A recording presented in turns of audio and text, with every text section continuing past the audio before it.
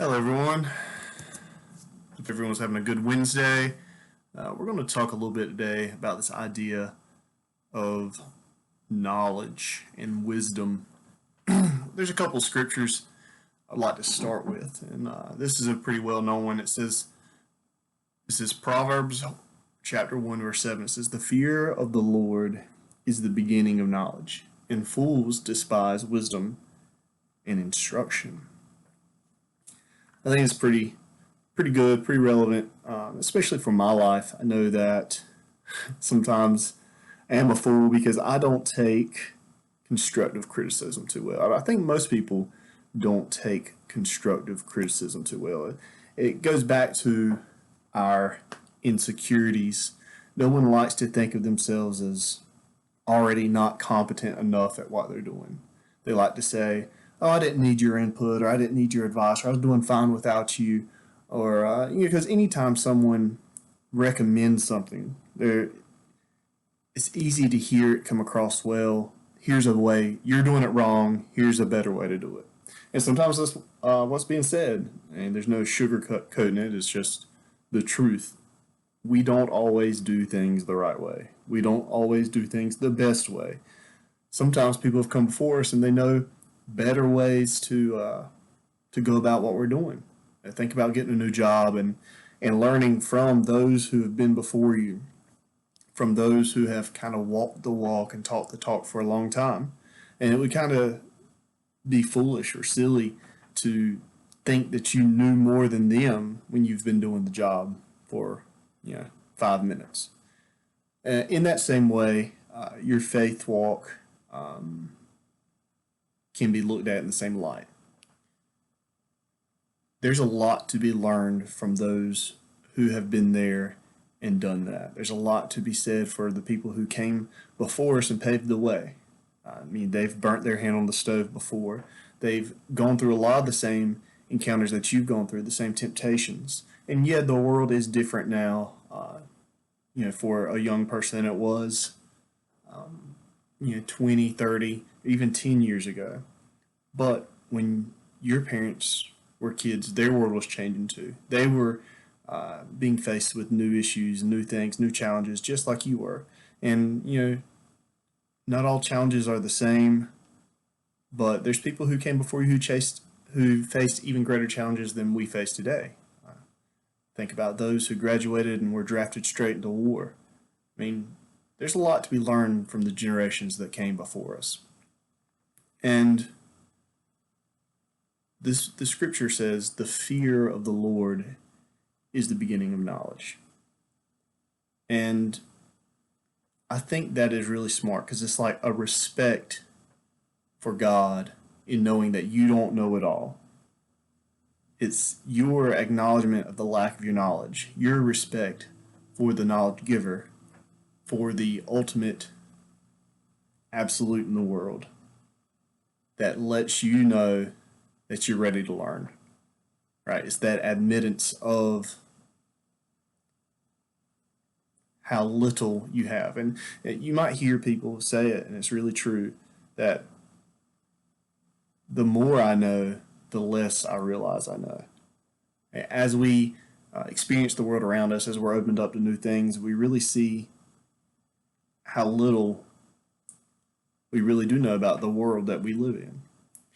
And as Christians, I think a lot of times we are intimidated by this position of knowledge, this position of seeking. It's like we're scared of what we're going to find. We're scared of where the questions will lead us. Like we're going to, disprove God or something. Just we're scared that the atheists and the Darwinists control all the answers, and that they've seen these things, and everything like that is scary to us. It speaks to our insecurities.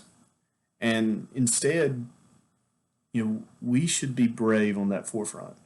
We should challenge any assertion that our God can be explained away, because he can't. I mean, really, the difference between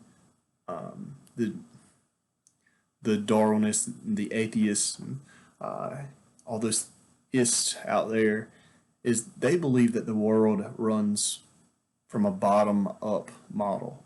And as a Christian, as someone who believes in a designed world, we believe in a top down model, an engineered model, one that has structure and order and design in it. And I don't think that you can disprove that. And they've tried, and they don't accept that that's the way the world works. But it seems to make more sense that way. And you don't get something from nothing. And so I feel like, we as Christians need to latch onto this idea of knowledge and be seekers of truth and knowledge. But it has to start from the fear of God. It has to start with humility, from a position that we don't know everything. And we should search for God's truth out in the world, out in His creation. We have His scripture, His word to show us truth, but there's still a lot of things that we can learn from nature and from His creation, which science is a tool. I mean, God created this world. Math's real, science is real. It shouldn't intimidate us as Christians, and we shouldn't step back from conversations just because people don't believe the same things we believe. They can't disprove our God, and we shouldn't let their opinions scare us or intimidate us or quiet us down. And there's things that we can add to the conversation, and things that they can learn that we can learn from each other. But we can't be scared of learning, because the fool despises wisdom and instruction. We have to be willing to learn from those in our life and those who've been there and done it. And so a lot of you are, you're back in school now, and things are different this year.